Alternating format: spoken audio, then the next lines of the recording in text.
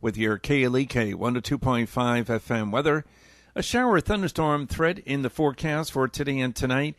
Not forecasting any severe weather, but one or two might pop up. You never know with this type of situation with the storm system coming in for the west. It'll be breezy to windy today and tonight. The high today with partly sunny skies near 88 and the overnight temperature around 70. Those gusty breezes will settle down a little bit on Wednesday, partly to mostly sunny, chance of a shower thunderstorm in the mid-80s. Jonesboro, that's your KLEK 102.5 FM weather. From Feature Story News in London, I'm Ollie Barrett. Huawei's founder says the US underestimates the company and insists no one will be able to catch it up in terms of 5G technology. Former Formula One champion Niki Lauda has died at the age of 70. The OECD's warning President Trump a further escalation of the US-China trade war could damage the US economy significantly. And reporters at a newspaper in Russia have resigned en masse in protest at the firing of two colleagues over a politics story. It's 9:01. Community Conversations is brought to you by Arkansas Early Learning, offering no-cost childcare in Jonesboro and Northeast Arkansas. Applications at arearlylearning.org. Arkansas Early Learning is a nonprofit organization. KLEK LP Jonesboro, the voice of Arkansas Minority Advocacy Council. It's now time for Community Conversations, a program focusing on the people working to make the Jonesboro community a better place, while offering viewpoints from all sides of the issues. The views expressed in this program are those of the participants and do not necessarily reflect the views of KLEK 102.5 FM, the voice of Arkansas Minority Advocacy Council, or our underwriters or sponsors. Good morning, everyone, and happy Tuesday to you. I hope that you're having a great start to your day. You're tuned in to Community Conversations on KLEK 102.5 FM. Today I have Miss Chelsea Chapman and Mr. Ignatius Griffin from the American Red Cross, the NEA chapter, Jonesboro. Thank you all so much for joining us this morning. Thank you for having us. Yes, thank you for having us. And they're going to fill us in on all things Red Cross, what some of the needs are in the programs that they're conducting. But before we get into that, I would love for, since this is Mr. Ignatius' first time here, even though he goes by Iggy, he's a VISTA worker. So please tell us a little bit more about yourself and what role you play specifically. Yeah, that's awesome. Well, I'm Ignatius, but everybody calls me Iggy or IG, and I've been with the Red Cross since February. I came on as an AmeriCorps member, and it's a program that allows for kind of post-college adults to go ahead and get involved with a nonprofit. Okay. You get some experience under a one-year program, and so this is my first year being able to be with the Red Cross, and I just started in February, and it's been going really good. Just learning about what the Red Cross is, some of their main principles and fundamentals, and how we can serve and make an impact in the community. And so it's been going really good, and I'm getting a lot of experience, building up the resume so that I can go out into the real world and get another kind of job. Absolutely. All right. I want to say good morning to Miss S.L. Robinson and Miss Kelly Roman. Thank you for checking in. All right. And so, Miss Chelsea, this is not your first rodeo, but tell us a little more about the role you play at Red Cross. Well, the role that I'm playing right now with the Red Cross is I have two titles. So volunteer recruitment specialist and community outreach specialist. So what my job is now is to just go out and make sure that we are having all of our volunteer spots filled for the American Red Cross in the Northeast Arkansas chapter, and I also cover the Southeastern Missouri chapter. But just to make sure that all of those volunteer spots are filled, because the American Red Cross is 95% volunteer based. So you can clearly see how big volunteers, how important they are to us. So that's my job, to go out in the community to set up different tablings for volunteer opportunities at colleges and the communities and anything I can get a table at. So okay. Yes, ma'am. All right, so let's get into what are some of the fundamentals of Red Cross. People hear Red Cross and they think either disaster, they help out when disaster strikes, and they collect blood, do blood, take blood donations. So kind of give us some more of what Red Cross is all about. Yeah, absolutely. We have this cool acronym called HINIVU, and it sounds weird. HINIVU, so HINIVUU, but it stands for Humanity, Impartiality, Neutrality, Independence, Volunteer Service.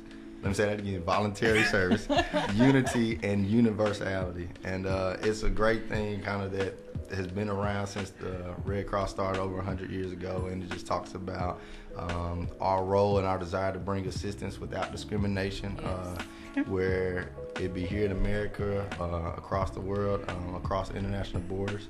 Impartiality, where we don't disgrace between religion, your political stance, any individual suffering doesn't have any impartiality when it comes to the Red Cross. So we cross every line in order to help and serve anyone. Neutrality, which we talk about, we continue to enjoy the confidence of all, and that the Red Cross doesn't take sides in hostile situations. We see any individual in need, and we go and help them anytime, anywhere, no matter what the disaster or what the cause is. And the independence, the Red Cross is independent. A lot of people see the Red Cross emblem and they just kind of think, oh, they're like a hospital, or they're attached to the army, or they're attached to a military branch, but they're solely independent. Started off independently, way, like I said, 100 years ago, and still rolling with those same concepts, those same core principles. As Chelsea mentioned,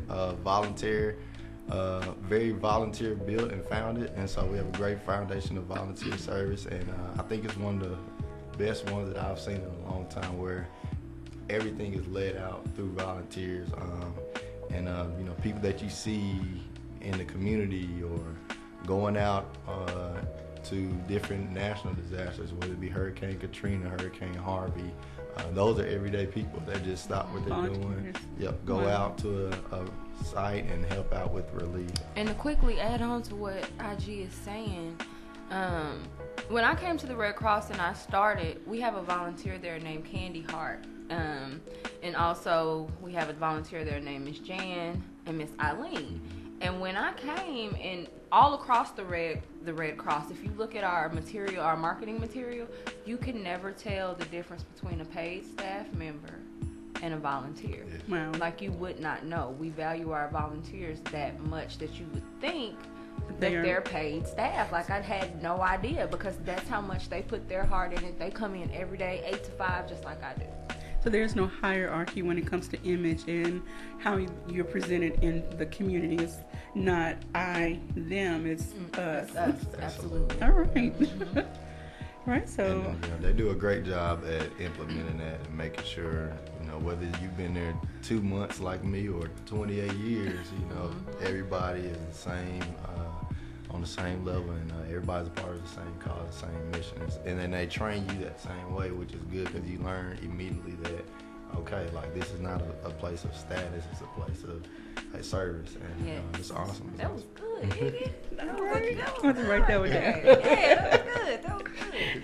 Do you feel that, like, I've been learning about corporate culture, or organizational culture, meaning how people within an organization operate based on the mission statement? Are they carrying out those principles? So do you feel that the American Red Cross across the board really instills in the volunteer workers, this is what our mission is, and they seek individuals who are going to carry out that mission as well? Absolutely. I definitely feel that way. My team is out of St. Louis, so we're a virtual team. We have people in greater Kansas City, western Arkansas, northwest Arkansas. So we have a lot of different people all across the board. But one thing that I can say about everyone that I have come in contact with that works for the Red Cross, that volunteers about the Red Cross, they are very passionate. And I feel like they're very passionate because they've actually gotten to experience our mission. Okay. Which is something that we'll be doing. I'll be starting to do bi-weekly. Okay. Coming up, we'll be doing experience missions, one in the daytime at the Red Cross office, and then one in the afternoon/evening.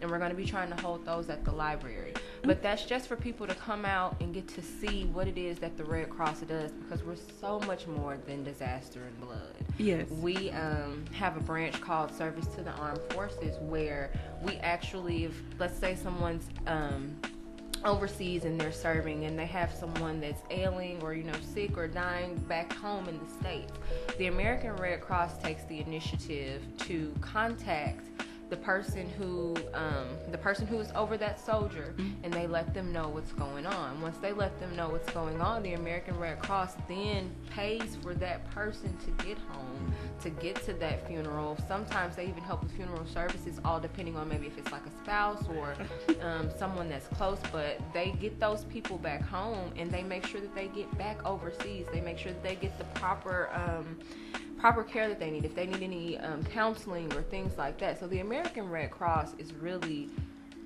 it's a mission in itself. That you just have to experience it. You have to be there. You have to see some of these things in action. And even if you cannot physically be there, there are so many videos on YouTube that you can go and you can watch, and they will touch you. They will. And then American Red Cross also has a website where you can learn more information and find a local chapter in whatever city you live in, so that you can become a part of whatever programs they have to offer. I remember meeting a lady who was the director at the time. It's about a year or so ago. She was telling me about the pillowcase I don't call it a program, but pillowcase project. And so this helps children in schools to kind of get accustomed or get their mind adjusted to disaster preparedness, and what maybe some things they can pack in a pillowcase, and there's some other cool things to go along with that. That's baby. He can tell you all about it. All right, so yes, jump right in. Yeah, I wish I brought one with me, but it's another one of those things that is cool and tied to the Red Cross mission. So the pillowcase project, it actually started out of a disaster situation. Back in 2005, when Hurricane Katrina hit, a bunch of students from the universities down there, they weren't prepared. College students just in a dorm. When you're living in a dorm, you don't have much but just your essential needs, and then maybe a few candy bars from the vending machine, and maybe your iPad, your CD player back in 2005. Oh, good. But when the hurricane hit, it was kind of like, hey, immediate evacuation. We need everybody to get out. They're setting up a shelter at the Superdome. So what they noticed is when these college kids started coming up to the shelters that we set up down there, they were showing up with everything in their pillowcases. So that's pretty much, just quick thinking, getting out of a situation that was very helpful and for those college students. And the Red Cross noticed that, and they were like, wow, if you can think, in a disaster, you just got to think quickly. You don't want to just act, but you want to have a plan. But for those kids to have that instinct to make that decision to toss the pillow out, throw what they needed and get out of there, that the Red Cross saw that, and they even partnered with Disney to launch a actual pillowcase program to go into grade schools and teach 3rd through 5th graders about having disaster preparedness kits and just how easy and simple it can be. You don't have to have this big fancy bin. You can use something as simple as a pillowcase to always be prepared and managing. So we've been doing that for some years now. We actually had a really good season. We went to about 8 or 9 schools this year, just throughout the Northeast Arkansas region. So. And I bet the kids truly enjoyed it. Oh, they love it. They love it. As soon as they see that pillowcase and find out that they're getting one, it's an exciting deal. And so it's awesome. I would love to see more, not just schools, but youth mentor groups and families get more involved. We always talk about, in case of emergency, what do we do? But sometimes we never follow through with the actual preparedness. And so I would love to see families start having these conversations like, okay, it's not to scare you. However, we know we live in an area where a tornado can hit at any time, flooding, ice storm in Arkansas. Anything can happen, snowstorm. Some people have had to evacuate, especially during the wintertime. I remember one year. But however, we as individuals in the community need to start stepping up and taking the initiative, those of us that have the knowledge, take the initiative to have these conversations and just keep the ball rolling and not let any one of our neighbors across the street, across the town, get caught unprepared. That's true. And that's a part of the presentation and the project. We teach kids about what being prepared means. And just like you said, it's not to scare you, but it's just to prepare you. And I think we actually had a kid tell us one time, don't be scared. Be prepared. They said, don't be scared, be prepared. But that's what it takes. You just give them something that's gonna stick in their mind, and they know that they can do it. And so with that, while we teach them about having a preparedness kit, whether it be during an ice storm, whether a tornado may happen, or hey, you can even put it in your car just in case you ever get stuck on the side of the road. Even for your neighbor or your grandma across the street, even preparing someone, maybe an elderly person that may not be able to get out or escape. We also talk about the number one disaster that we respond to each and every day are house fires. And so we go back to having a house fire escape plan, learning how to escape out of your house, if it ever caught on fire. Do you have a smoke alarm? Do you have 2 or 3 smoke alarms in your home? Whether you live in a large home or maybe an upper level home, and so we even talk about getting out, having that safety spot, what to do. Get out, stay out, call 911. Don't go back in. And so learning those things, learning about preparedness, and learning about emergencies is definitely one of those things that is essential for not just the individual families, but the entire community. Because if one family is doing it, you can reach others and help them be prepared as well. And they also teach them, which is really important too, to not go back and look for your pillowcase. Okay. If you don't see your pillowcase, kiss your pillowcase goodbye. Because they also teach them that it's very, very important that you save your life, you help your family. You don't go back and look for your animals, or you don't go back and look for things that can be replaced. So that's also another thing that they teach, because Iggy and Candy do a very good job. They make sure that the kids are really engaged and they're all excited, and they've taught me about different types of tornadoes. Like, I didn't know it was a tornado that bounced up and down like they do. It's a really, really good program, and they do a really good job. That's amazing. We have some Facebook shout outs. Miss Kaylee says, great job. Chelsea, Kevin and IG, Red Cross are very blessed to have you guys on their team. Good morning to Miss SD, and then Tikwa Alcorn. Just shout out to Chelsea. Hey, Chapman, you're awesome. You're awesome too, girl. All right, so I want to kind of transition to Mr. IG mentioned smoke alarms, and I know sometimes the fire department goes out in different areas, and then there used to be a program that I was a part of years ago that's no longer in operation that would go out and install smoke alarms, but the Red Cross helps with. Tell me how do you help, or what aspect do you serve when it comes to smoke alarms? Absolutely. We actually just came out of our Sound the Alarm campaign, which is our national annual goal of trying to install 1,000 or 100,000 smoke alarms throughout the entire nation. We kind of set goals as a chapter individual. So our goal this year was 1,000 smoke alarms throughout the 18 counties that we serve in Northeast Arkansas. And so we did a really good job with that. We went out, and volunteers with the Red Cross were able to join us, and we went out and installed smoke alarms into homes or communities that needed it. And so we had different teams that went out and installed these smoke alarms, and not just in inner Jonesboro or in the larger communities, but we went out to the rural communities as well, and which are the number one communities that we try to keep an eye on, because they may only have a volunteer firefighter out there, and so it may take a little bit longer for emergency responders to get out there to them. So we want to make sure those communities have those alarms. And so and even right now, our home fire campaign goes yearly throughout the year, and so we are still the Red Cross is still looking to. We'll come out, and if you need one, you can get a free smoke alarm installed by us, trained, not professionals, but we are all trained. Excuse me.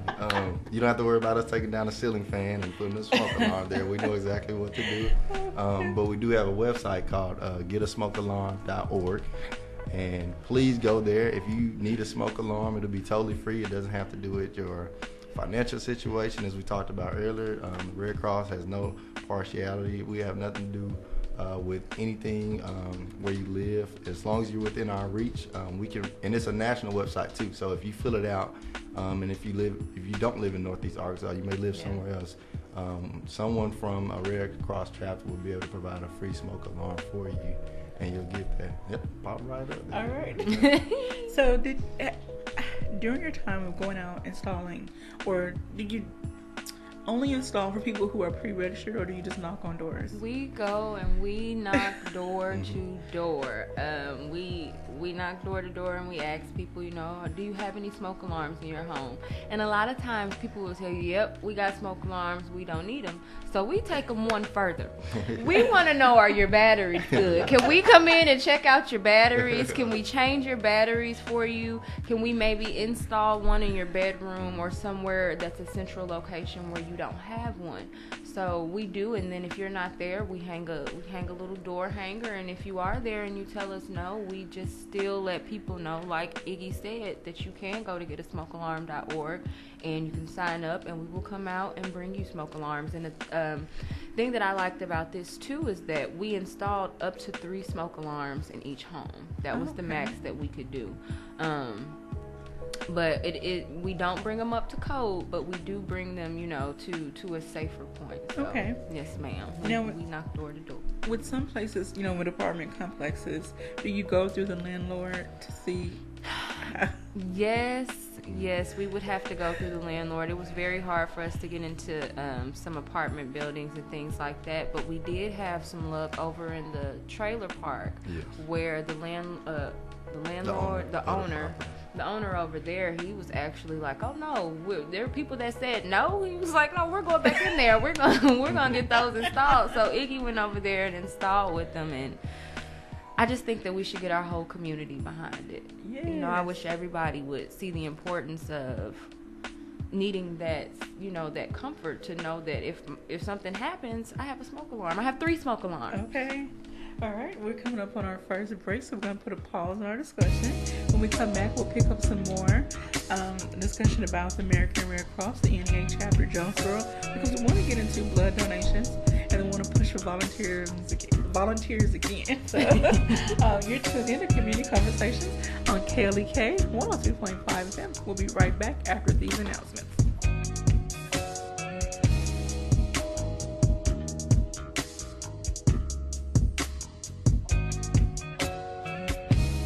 You're listening to Community Conversations on KLEK 102.5 FM. We'll be right back.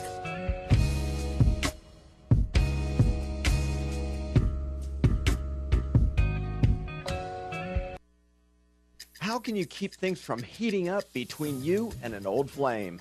I'm Mark Merrill with today's Family Minute. Well, for a flame to exist, you have to have fuel. Those old pictures you've tucked away, the love letters you've saved, the text you exchange, the seemingly harmless flirtations on Facebook. These are the fuel that, given a spark, might just become a raging inferno.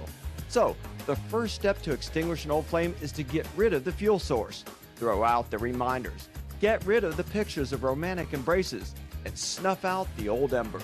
Remember, your family first. For more resources on today's topic, go to markmerrill.com. The Family Minute with Mark Merrill, helping families love well. Family Minute is made possible by the Kappa Nu Omega chapter of Alpha Kappa Alpha Sorority Incorporated, a non-profit organization committed to service to all mankind. Kappa Nu Omega Alpha Kappa Alpha on Facebook and KNOMEGA1908.com. Family Minute is brought to you by the Gears Foundation, a non-profit organization providing students with assistance in their academic and career pursuits. Gears Foundation on Facebook, Gears_Inc. on Instagram, and the Gears Foundation at gmail.com. KLEK thanks CJ Pepper and the staff of Life Strategies Counseling Incorporated for helping people through hard times in life such as depression, family issues, stress, abuse, and more. They offer counseling and therapy for all ages, individuals, families, and groups. They are located at 1217 Stone Street. Phone number 1-866-972-1268 or online at lscihelp.com. House of Details, located at 3915 East Highland in Jonesboro, is a proud supporter of KLEK, offering detailing on any type of vehicle: basic wash, hand wash, shampoo, interior cleaning, waxing, buffering, headlight restoration, pickup, delivery, and more, with the motto of anything mean we can clean. Details at 870-273-5187. House of Details on Facebook and at klekfm.org. The Jonesboro Alumni Chapter of Delta Sigma Theta Sorority Incorporated was established on June 28, 1997 by 13 dynamic women who accepted the challenge of chartering the Jonesboro Alumni Chapter. Today, the chapter continues to impact the Jonesboro community by sponsoring programs such as the Sonia D. Williams Scholarship Breakfast, Community Back to School Bash, Delta Academy, Voter Registration Drive, and Autism Awareness. Our focus correlates with the national theme: joy in our sisterhood, power in our voice, and service in our hearts. Our chapter supports Delta's 5-point programmatic thrust: economic development, educational development, international awareness and involvement, physical and mental health, and political awareness and involvement. More information about the Jonesboro Alumni Chapter of Delta Sigma Theta Sorority Incorporated is available at www.jonesboroalumnidst.org or via email jonesboroalumni@live.com. Hello, I'm Officer Victoria Evans. I have always had a desire to help others in need and to be an example and role model to young women by encouraging them to never give up on their dreams. My dream was to become a police officer and to serve my community. In 2016, that dream became a reality, and it is the most rewarding experience of my life. Now I want to let you know about the same opportunity.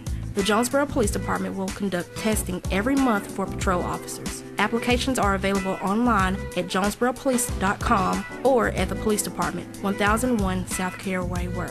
The Jonesboro Police Department offers a competitive salary, health, and retirement benefits, top-of-the-line training, and most importantly, the chance to make a difference in the Jonesboro community. Join me in making Jonesboro a better place. The Jonesboro Police Department is an equal opportunity employer, and women and minorities are especially encouraged to apply. More information is available at 870-935-5657. And now back to Community Conversations on KLEK 102.5 FM. Welcome back to Community Conversations on KLEK 102.5 FM with my special guest, Mr. Ignatius Griffin. Well, I'm good at twisting the name. Or IG, as we'll call him for today, and Ms. Chelsea Chapman from the American Red Cross NEA chapter of Jonesboro. All right, so we're going to get back into our discussion. We talked about sounding the alarm, and if you need an alarm, a smoke alarm, you can reach out to them or go to Get a smokealarm.org. Okay. Mm-hmm. You can sign up and they will come out and install it for you and give you a little education in the process. Yes. So do you find yourself, if there are kids in the home, do you talk to them about the smoke alarm and things of that nature? Yes, that is a very important part of the education piece, because it's we give them a dry erase board and we say, hey, this is something that you can just simply write out the map of your home, and we sit down and talk to them. We go over the get low and go, where you get down on the floor and you crawl out, we have 3 steps, get out, stay out, call 911. We talk about going to a landmark, whether it be a neighbor's house, a mailbox, a tree, the stop sign. So we do involve the kids. That's one of our biggest deals. We actually had a question from a kid in another county. He asked, well, I have bars on my window, so what do I do if I need to get out and I can't? And we understand that in different areas, that bars for security purposes on the outside, but for him to be able to ask that question and be thinking and processing that and inside of that situation, that was really that made a big difference for us to say, wow, what we're saying, these kids are able to process. Yeah. So it helps you know that they're understanding and they're willing to practice it and apply it as well. So But that was really good. We just kind of told them, you know, that's exactly why we do this, so that you can practice, know where your exits are, and knowing how to get out safely. And kids all across the board, all ages, from what I've experienced, because we did some installs here, but I've also done installs in Cape Girardeau and Carbondale and Poplar Bluff, Missouri. Okay. And when we were out there, that was like my thing, you know, when I seen these babies. We're only supposed to give out one of the dry races, but I'm like, you need a dry race board, you need a, you know, because they're different kids, but they all grasped onto it. They all got so involved and they were so excited, like, Mom, we have to sit down and we have to draw this now. So to see those, you know, see those smiling faces and see them, like Iggy said, start to process that and start to turn their minds in a different way, it's a awesome reward. Amazing. Well, my brain is like on overload over here, thinking of all the ways that you all can engage, that you do engage and can engage, and how we can hopefully get more youth groups and churches and other families just get more involved. Just start the conversation somewhere. Invite you all to come out and do a presentation. Make it a community thing. Most people get together and have potluck somewhere. A church has a group meeting, like the ladies' meeting or this, that, or whatever. Set aside 10 to 15, 20 minutes for a presentation from Red Cross, and then continue on with whatever part of the, you know, rest of your activities for that day. Absolutely. Everyone needs to get this information. Absolutely. And before we get away from talking about fire alarms and our home fire campaign, I wanted to kind of give some numbers nationally that we've done so far. So these are some fast facts that they've sent us from national of where we are now. We are still getting numbers in and things like that. So for alarms installed so far, we have 4,354. We've made 1,786 homes safer. We've had over 44 installation events, and then we've had 1,174 participants, which was 282 volunteers, which are our volunteers that are registered on volunteerconnection.org. And then we had 362 event-based volunteers, which are volunteers that seen that we were doing a campaign and they just signed up to do the event with us.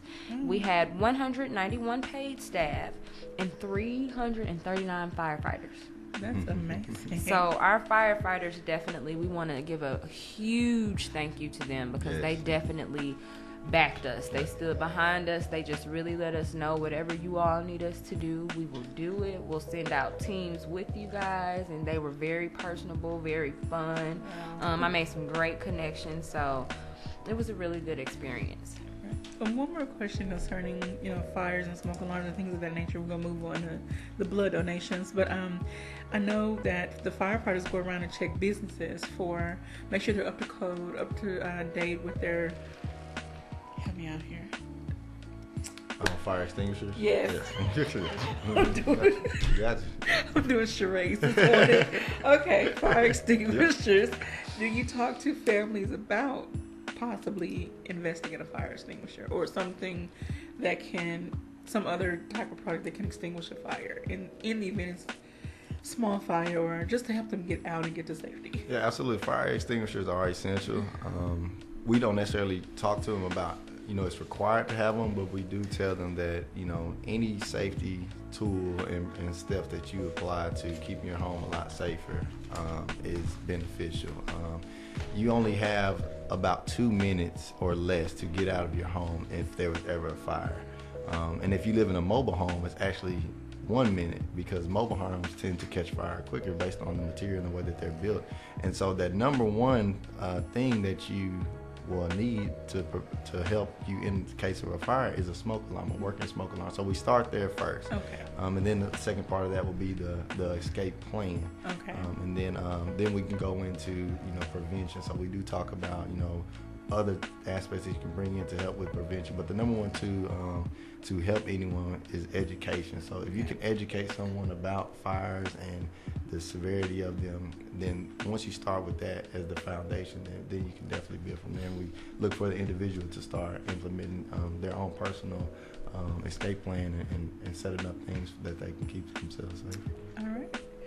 Mr. Shea says #Team Vista. Yes, Vista is AmeriCorps Vista is a really great program, and so I would encourage anyone who's interested, check out their website and see if it's something either your business, your organization, agency can benefit from by having a Vista volunteer come in. And then if you are interested, because it gives you real world hands-on experience, insight into how these various nonprofit agencies work. And who knows, you may get hired on at that company or move on to something else. But can I hear that? Amen.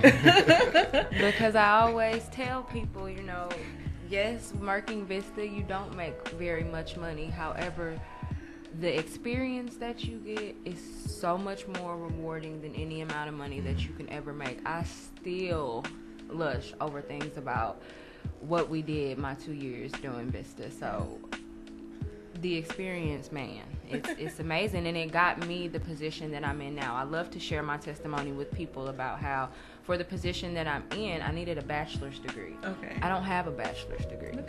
However, I do have the experience of working through AmeriCorps Vista and being able to have that flexibility to be in the community and to really stand behind what it was that Vista stood for in building communities. So please, if you have the opportunity, because it's an opportunity, I would definitely concur and say jump on it. It's great. It's a great opportunity.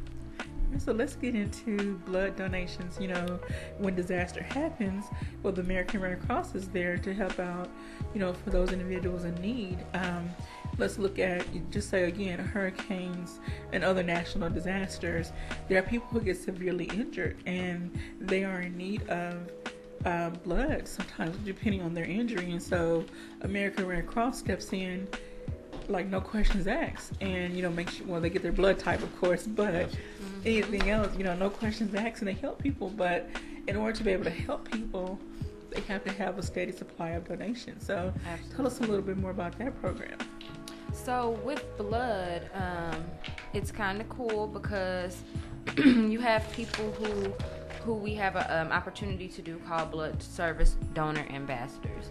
And what these people do is they go out and they kind of talk to the people that are giving blood at our different drives, which we have various drives all over town in Jonesboro. If you are ever looking to want to donate blood, you can always contact me, and I'll give my contact information towards the end of the show. Okay.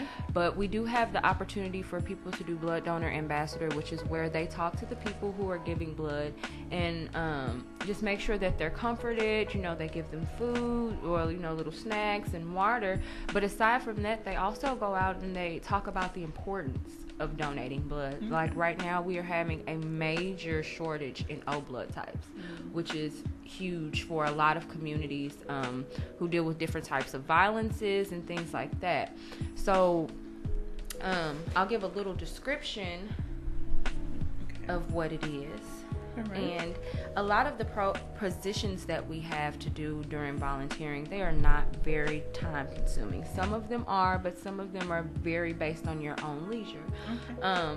But what the blood donor ambassador does is they make reminder calls, they reschedule donor appointments, they model excellent customer service and behaviors. So when we're looking for these volunteers, we don't just want anyone that's going to be lackadaisical about it. We want someone who has, like I said, experienced that mission and knows, like, this is really important. I really need to get out here and I really need to talk about this.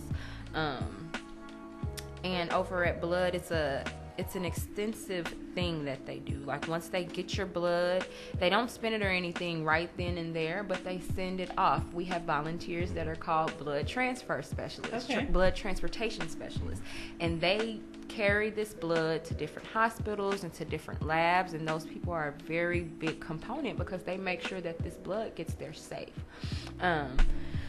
And once they get the blood, they break it down, they test it, they pull out your plasmas, they pull out the good blood that they can use, and they disperse this blood all over the world, nationally. So it's a really, really big deal on that blood component to be involved and to really get our communities behind it, because you never know when you may need blood, when your brother may need blood, when your sister may need blood. So that's what is like the big thing for me, is that you never know. But we do know that the American Red Cross is the #1 blood supplier in the world. So it is very important that we get more knowledgeable and that we learn more about blood and how important that it is for our world to thrive. I'm glad you mentioned, people that unfortunately deal with, say, gun violence or any other type of violence where, of course, they're losing blood, or even if they just have a surgery. Some people go into surgery, and depending on what happens, they can start losing blood. I've had to get blood transfusion before during surgery, so I know how important it is to have a supply on hand. When you have a family member that's dealing with something, the doctors don't really question, they just go into action. Yeah. And, making sure they can try to save that person's life. So if they don't have that supply, there's not a whole lot they can do. So maybe if we start thinking on that aspect, it's not my family member now, but it could be. Yeah, and we can set up blood drives for any types of organizations. If you're interested in doing a blood drive, you can call myself and I can connect you with our blood team over at the grant office, which is local. We do have a local fixed blood site where you can go and you can donate every day. And we're always looking for people to go over there and to greet and to help educate the people that are coming in, because sometimes you have people that come in that are just interested. They want to know, how do I donate? What is it when I donate? Who am I helping? How many people am I helping? So all those things are important, and they're all good components. We actually just came out of the Battle of the Badges that we do every year, where there's kind of a small competition between the emergency responders, the police department, fire department, paramedics, and just kind of a fun way of saying, okay, which of us can donate the most amount of blood. And so, as Chelsea was saying, any organization can get involved. Whether you're a church or a college, organization, or sororities, fraternities. You can do a battle between, just who can donate that way. It can just turn into a great way going towards a great cause.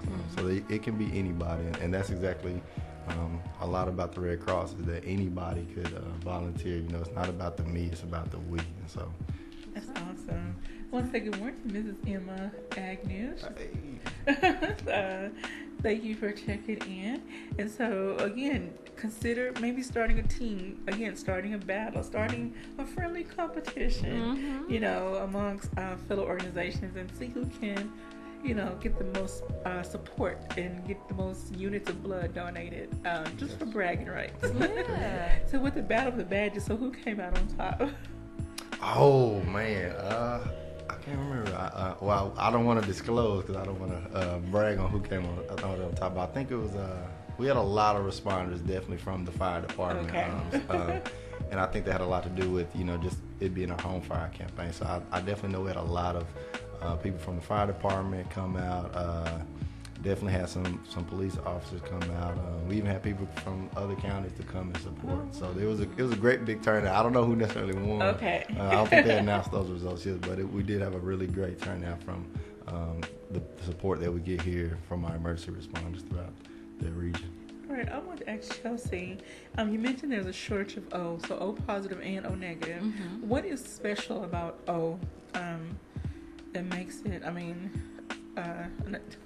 It has a high demand. I think that it's just the shortage of people who have the blood type. Okay. We have to be more educated on why it's important for us to donate, our blood, because not everybody has O blood type, of course. So just being more educated and more knowledgeable that that's a special blood type, and it's needed. I know one of them. I don't remember which one. One is like the universal donor, and one is the universal recipient. So I think it's AB. It's either AB negative or AB positive, if I'm not mistaken. I can't remember though. I know we had a young lady at the last blood drive that we did, and she was saying that she was the universal recipient. Okay. I'll look that information up when we get on it. So won't be having a dead air time. All right. So again, if you would like to volunteer in any capacity, Ms. Chelsea, tell them again what areas you need volunteers and how they can help. We're going to push this need for volunteers. We're going to keep pushing that. Yes. We need Guys, we need we need volunteers in so many different areas. We have clerical volunteer opportunities. We have opportunities to work with Iggy and Dean Hanna and their team to do things like disaster recovery team members, where you help when there's a disaster. You go out, you do recovery, you look at houses and see how you're going to deem them, if they're inhabitable or different things like that. We've also got workforce engagement. We've got disaster mental health team members, where we need people who could come out and be able to comfort people and, make sure that they're doing okay psychologically and things like that. We need volunteer executive assistant, someone to help our wonderful executive director, Pam Knapp Carver. So there are just so many ways that you all can volunteer and that you all can get out here and help be involved with the Red Cross. And I am always accessible through chelsea.chapman@redcross.org. And you can even visit our website, www.redcross.org, and type in your zip code, and it will pull up your chapter or your region, and it'll give you the staff members, the direct number to call there. And we even have ways that you can go on your phone if you don't want to go on the full website and you just want to download an app. You can download an emergency app that'll give you updates about what's going on in the weather and things like that. You can they have a feature on there that's called the Family Safe feature, where you can instantly share alerts with your family to make sure that they're okay. We also have the Volunteer Connection app, where you can log your hours, you can sign up for the website right there on your phone with just a click. Real simple information.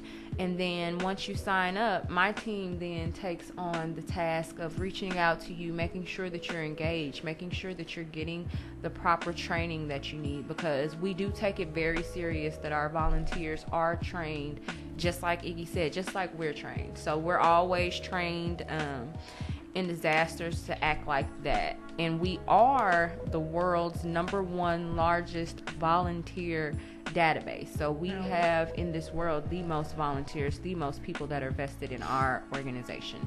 So, and again, I'm always accessible at chelsea.chapman@redcross.org. Right, and I'm looking in my app store, and it's amazing how many apps.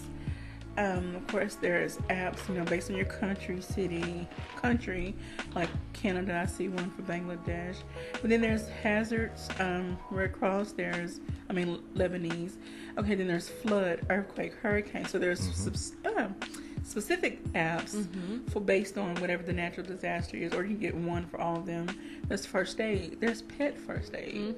There's so many different things. Tornado. Wow. So check out the different Red Cross apps and download the one that best suits your needs. Before we go to break, I want to say good morning to LaDon Williams, who says, Brother Iggy, good morning, sending love your way. Tell the family I said hello. LaDonna tonight. All right, so we're going to take another quick break. When we come back, we'll wrap up our discussion with Miss Chelsea and Mr. Iggy concerning the American Red Cross NEA chapter, Jonesboro. We'll be right back after these announcements. You're listening to Community Conversations on KLEK 102.5 FM. We'll be right back.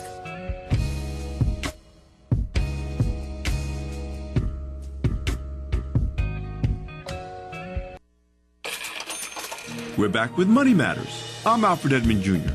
If you're trying to not only gain freedom from debt, but to keep it, here's what it will take. Rule number 1, only carry and use one credit card. Pay all of the other ones off and put them away. But keep the accounts open. Closing them could hurt your credit scores. Rule number 2, always pay more than the minimum on your outstanding balances. The more you pay, the faster balances owed will be wiped out and the less money you'll spend on interest. Next, stop using it for small ticket items that you can easily pay cash for without incurring interest charges. Your goal is to never have more than 33% of your total available credit in use. That means if you have 3 credit cards, each with a $3,000 credit limit for a combined $9,000 in available credit, your combined balances should never add up to more than $3,000. I'm Alfred Edmond Jr. for Money Matters, a product of American Urban Radio Networks. Money Matters is made possible by the Jonesboro Alumni Chapter of Delta Sigma Theta Sorority Incorporated, a nonprofit organization focused on joy in our sisterhood, power in our voice, and service in our hearts. www.jonesboroalumnidst.org. Money Matters is brought to you by Bancorp South, offering checking, savings, loans, credit cards, and wealth management. 5 locations in Jonesboro to serve you. www.bancorpsouth.com or 870-972-9800. Money Matters is brought to you by the Gears Foundation, a nonprofit organization providing students with assistance in their academic and career pursuits. Gears Foundation on Facebook, Gears_Inc. on Instagram, and the Gears Foundation at gmail.com. It's graduation season, and KLEK 102.5 FM is offering you an opportunity to congratulate or shout out that special graduate in your life for just $10 per message. The messages will air from May 1st through 25th at 7:31 a.m., 12:31 p.m., and 5:31 p.m. Proceeds go to help keep KLEK on the air. KLEK will also donate a portion of the proceeds to the Sonia D. Williams Scholarship Fund of the Jonesboro Alumni Chapter of Delta Sigma Theta Sorority Incorporated. To sign up and purchase your greeting for that special graduate, visit our website at www.klekfm.org or call 870-277-1080. This event is a KLEK fundraiser. The key to making this station even better could be parked in your driveway right now. Donate your old car to us, you'll get a tax deduction, and we'll tow it away for free. Go to klekfm.org for more information. The Mu Omicron Lambda chapter of Alpha Phi Alpha Fraternity Incorporated was established on January 1st, 1977, originally serving Blytheville, Arkansas, and now serving Jonesboro, Blytheville, Osceola, Marion, and West Memphis, Arkansas. Today, the chapter continues to make an impact by focusing on Alpha's national community outreach initiatives such as My Brother's Keeper, A Voteless People is a Hopeless People, Go to High School, Go to College, Project Alpha, Boy Scouts, and the March of Dimes. The Mu Omicron Lambda chapter of Alpha Phi Alpha Fraternity Incorporated is committed to Alpha's mission of developing leaders, promoting brotherhood and academic excellence, while providing service and advocacy to the community. More information about the Mu Omicron Lambda chapter of Alpha Phi Alpha Fraternity Incorporated is available at MOL Alphas on Facebook or via email at molalphas@gmail.com. Support for KLEK is brought to you by Impact Conference 2019, June 4th through June 7th. Services begin at 7:30 p.m. nightly. Our special guests will include Bishop Jewel Withers, Pastor Wes Morgan, Bishop Adrian Rogers, and Bishop Connie Wright. Our guest summits will include Pastor Everett McBee and Pastor Wes Morgan. Impact Seminars, June 5th through the 7th, beginning at 6:30 p.m. nightly. Day services begin at 12 p.m. daily. Nursery and youth services are available. For more information, Fullness of Joy Ministries, 870-930-9569. And now back to Community Conversations on KLEK 102.5 FM. All right, welcome back to Community Conversations on KLEK 102.5 FM. My special guest, Mr. Iggy Griffin, and Ms. Chelsea Chapman from the American Red Cross NEA Chapter Jonesboro. I can't thank them enough for being here and sharing this wonderful information. I know it feels like we've gone through a lot, so just recap some of the programs, starting with the sound alarm and pillowcase, and kind of working your way down. Just so for people who may have missed the beginning of the show, just recap some information we've gone through. Absolutely. Yeah, we're still going with our home fire campaign. Our goal is to install 500 smoke alarms within the year. Okay. And so right now, if you need a smoke alarm or know anyone that may need one or be interested in just receiving a free smoke alarm from the American Red Cross, you can either call us, contact us, and we'll come out and install it for free, or you can go to our national website, which is getasmokealarm.org. It takes less than 2 minutes to just put in your information, and anybody in our chapter region, we'll go out and install them. We'll send out volunteers to come out and install them for free. Or if you live, it's a national website, so wherever you may live or know of someone in a different community that may need a smoke alarm, they go to that same website and they can get a smoke alarm installed for free as well. Okay. All right, so do not pass this opportunity to get a free smoke alarm that could save the lives of you and your family members. Especially going into the summertime, kids are home, and we know how that goes, and so we definitely want to make sure everybody's at home safe. We even provide our educational piece. We bring out resources that the family can use for fire safety tools, fire safety help, but also we do our local hazards, which are our tornadoes are kind of severe weather season right now, so we do have local hazard pieces that deal with tornadoes, flooding, winter storms, thunderstorms, ice storms, lightning, you name it. And so we'd love to be able to come out and provide and share that with anybody in our community. Yes, if you can hear us, that means that we can help you. All right. So please don't hesitate to contact us. Call us and be prepared before you have to call us after something happens, because we are always readily available before a disaster. So please just contact us, and any services that we can help with for preparedness and making sure that our communities are safe and that families are safe, we'll definitely be there for you guys. All right, and when you go out to the homes, I know you're doing mainly smoke alarms, but do you maybe throw in some pieces about, fire prevention? I know that's mainly the fire department's thing, but people would like to burn candles or incense and leave stuff, like leave a candle by a curtain, all kind of things. So do you kind of tap into that a little bit? We definitely do, and we definitely make sure that we tell people, like how you said, watch where you put things with flames. Make sure you don't leave your food unattended. Try not to smoke while you're in the bed, things like that. We do definitely make sure to touch base on those. All right, awesome. And then the Pillowcase Project? Yes, the Pillowcase Project is our tool that we use to educate students or school-age students about emergency preparedness. So having a plan, being prepared, the more you're prepared, the less you're scared. We talk about having an emergency preparedness kit, just simple as a pillowcase, something that you can put a change of clothes, water, non-perishable food items, batteries, radios. We even talk about having either a deck of cards or even a special item, in case of a loss of a loved one or a pet, something that will help you kind of wait while emergency responders are on the way or helping you during the process. We even teach kids about having coping skills that they can use, even talking to adults, or if they're the only one that can get out and explain where they are. So we talk about using your symbol of strength. We know that superheroes are kind of popular right now, so you have a symbol of strength that helps you, coping skills that help you talk to adults and to get through emergency situations as well. Well, hopefully I can get more people gathered together. I can help you all get more people involved in the Pillowcase Project. This is something everyone needs. Yeah, so you need to have you signed up on volunteerconnection.org. I'll get involved in something. I'll figure out where I can get in where I fit in. But we love to have volunteers all over. And the biggest thing is it starts with you. Like, it's not about the me, it's about the we. And so the main way you can help us is by being a volunteer in your very own community.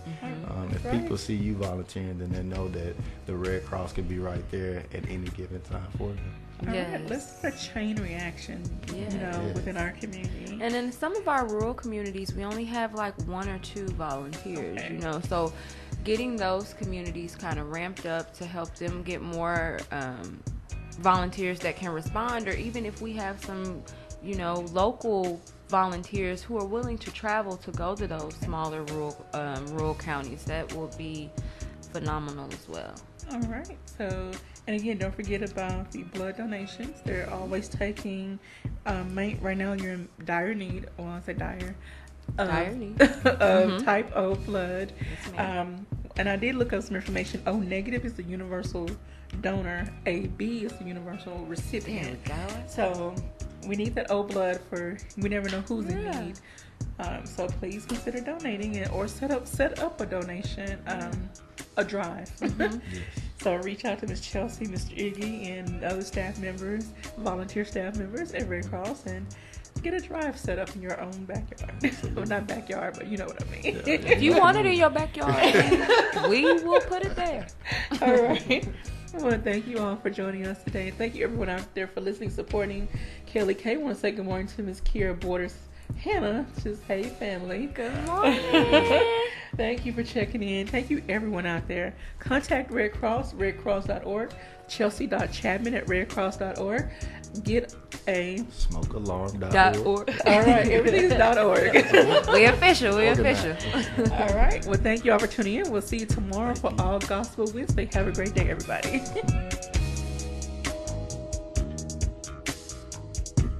Thank you for listening to Community Conversations on KLEK 102.5 FM, a program focusing on the people working to make the Jonesboro community a better place while offering viewpoints from all sides of the issue.